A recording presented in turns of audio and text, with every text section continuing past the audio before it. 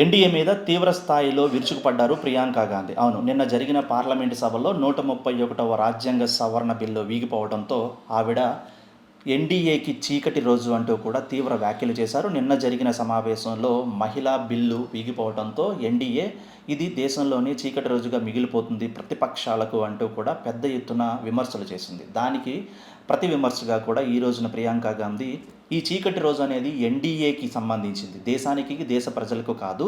ఈ చీకటి రోజు కేవలం బీజేపీ నేతలకు బీజేపీ పార్టీకి మాత్రమే. మేము మహిళా బిల్లుకి ఎప్పుడూ కూడా వ్యతిరేకం కాదు. 2023 మహిళా బిల్లును ప్రవేశపెట్టండి, స్వాగతిస్తాం. 2023 మహిళా బిల్లు ఆనాటి పార్టీలన్నీ కూడా స్వాగతించాయి, ఆమోదించాయి. ఇప్పుడు డీలిమిటేషన్తో జత చేసి మహిళా బిల్లును ప్రవేశపెట్టడం అనేది బీజేపీ చేస్తున్న కుట్ర. శాశ్వతంగా అధికారంలో ఉండడం కోసం మాత్రమే డీలిమిటేషన్తో జత చేసి మహిళా బిల్లును ప్రవేశపెడుతున్నారంటూ బీజేపీ చేస్తున్న కుట్రను భంగం చేయడానికే ఈ రోజున మేము మహిళా బిల్లును వ్యతిరేకిస్తున్నాం. మేము మహిళా బిల్లుకు వ్యతిరేకం కాదు, కానీ పాత బిల్లును ఎందుకు ప్రవేశపెట్టడం లేదో బీజేపీ చెప్పాలి అంటూ 2023 బిల్లును ప్రవేశపెట్టండి, సోమవారం సభ నిర్వహించండి, మేమందరం ఆమోదం తెలపడానికి సిద్ధంగా ఉన్నాం.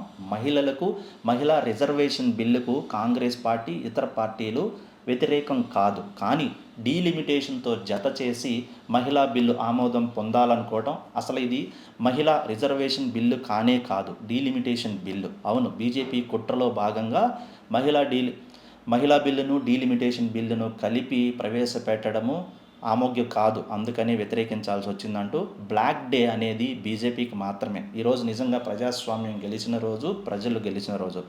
మహిళలకు వ్యతిరేకించే రోజున ఏ రోజు కాంగ్రెస్ పార్టీ చేయదు. మీరు పాత బిల్లును ప్రవేశపెట్టి చూడండి, మేము 100% ఆమోదం తెలుపుతూ, మేమే కాదు ప్రతిపక్ష పార్టీలన్నీ కూడాను 2023 మహిళా రిజర్వేషన్ బిల్లుకు ఎప్పుడూ కూడా మేము అంగీకారమే సిద్ధంగా ఉన్నాము, మీకు ప్రవేశపెట్టే దమ్ముందా అంటూ బీజేపీని సూటిగా ప్రశ్నించారు.